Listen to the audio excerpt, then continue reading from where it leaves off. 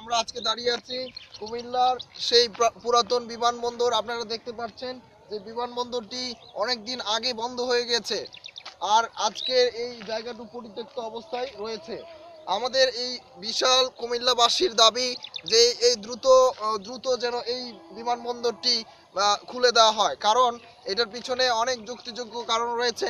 আমরা যারা কুমিল্লাবাসী, কুমিল্লার উন্নয়ন নিয়ে চিন্তা করছি, আমরা যারা ছাত্র সমাজ, যারা যারা প্রতিনিধি আছেন, তাদের বিশেষ করে যারা মেম্বার অফ পার্লামেন্ট আছেন, তাদেরকে আমরা বিনীতভাবে অনুরোধ করব সরকারের কাছে জোরালো দাবি জানিয়ে আজকে এই পরিত্যক্ত বিমানবন্দরটি যেন খুবই দ্রুত মানে কুমিল্লাবাসীর আশা আকাঙ্ক্ষার প্রতিফলন হিসেবে এইটা কুমিল্লায় বিমান উঠবে, এই আশা আকাঙ্ক্ষার প্রতিফলন ঘটাবেন আমরা আশা করছি।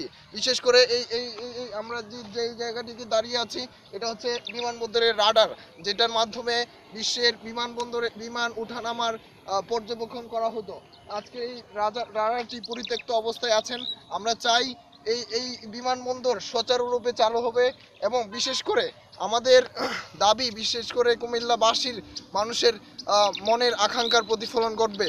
বিশেষ করে আমরা যারা ছাত্র সমাজ, বিশেষ করে কুমিল্লা বিশ্ববিদ্যালয়, Comilla Victoria college, Comilla medical college, সকল ছাত্রবৃন্দের দাবি আজকের এই কুমিল্লার পুরাতন বিমানবন্দরটি খুবই দ্রুত চালু করে দেওয়া হোক। কুমিল্লার পুরাতন বিমানবন্দর থেকে মনির হোসেন।